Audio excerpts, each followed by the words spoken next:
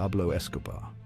The name still sends chills down your spine. He was a man who embodied both immense evil and unexpected generosity. A ruthless drug lord who was also seen as a savior by some. Born into poverty in rural Colombia, few could have predicted his meteoric rise and bloody fall. This is the story of how a small-time criminal transformed into one of the most powerful and feared men on the planet. Escobar's early life was a far cry from the extravagance he would later enjoy. He grew up in the small town of Rio Negro, raised by a schoolteacher mother and a farmer father. Life was tough, resources were scarce. Young Pablo, however, possessed an entrepreneurial spirit that manifested itself in both legal and illegal ventures. He sold contraband cigarettes and even grave markers, displaying a cunning and ambition that would define his future. As a teenager, Escobar moved to the bustling city of Medellin. The urban environment offered new opportunities, and Escobar was quick to seize them. He started as a car thief, working his way up the criminal ladder. His ambition knew no bounds. He craved power and wealth, and he saw a path to both in a burgeoning new market: cocaine. The 1970s witnessed the rise of cocaine consumption in the United States, and Escobar recognized the enormous profit potential of this growing demand. He began by buying coca paste from neighboring countries, refining it in makeshift labs in Colombia, and smuggling small quantities into the US. It wasn't long before he outgrew these humble beginnings. Escobar envisioned a cocaine empire, and he wouldn't let anything stand in his way.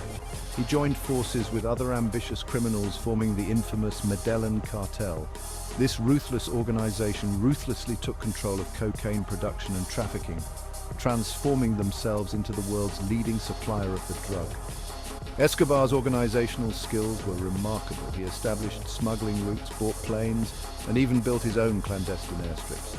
He was a master of logistics, ensuring a steady flow of cocaine into the US.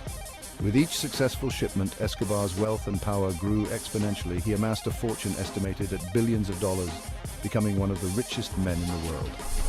He built himself a luxurious estate, Hacienda Nápoles, complete with a zoo, a private airport, and even a Formula One racing track. But behind this facade of opulence lurked a dark heart, driven by an insatiable greed and a willingness to eliminate anyone who dared to stand in his way. The rise of the Medellin cartel came at a terrible cost. Escobar waged a bloody war against anyone who threatened his empire, unleashing a wave of violence that terrorized Colombia for over a decade. Judges, journalists, politicians, no one who dared oppose him was safe. The streets of Medellin became battlefields stained with the blood of countless innocent victims. Escobar's brutality was legendary. He enforced his rule through fear and intimidation, employing an army of sicarios or hitmen to carry out his orders. These young men, often living in poverty, were seduced by the allure of easy money and the promise of power. They became Escobar's instruments of death, carrying out his every whim with ruthless efficiency. The violence reached a fever pitch in the 1980s, turning Medellin into the murder capital of the world. Bombs exploded in public places, taking the lives of innocent bystanders.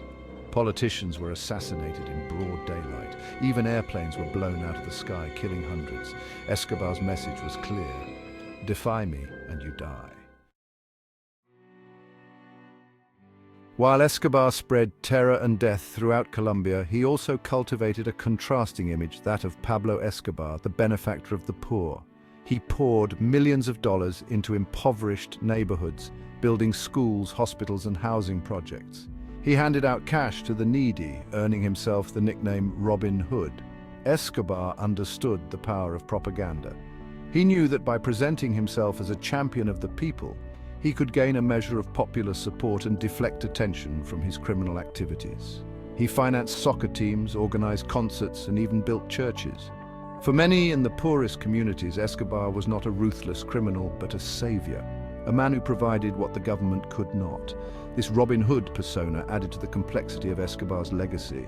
While some saw him as a cold-blooded murderer, others viewed him as a flawed hero, a man forced into a life of crime by circumstance. This duality of perception continues to this day, making Escobar a figure of enduring fascination and debate.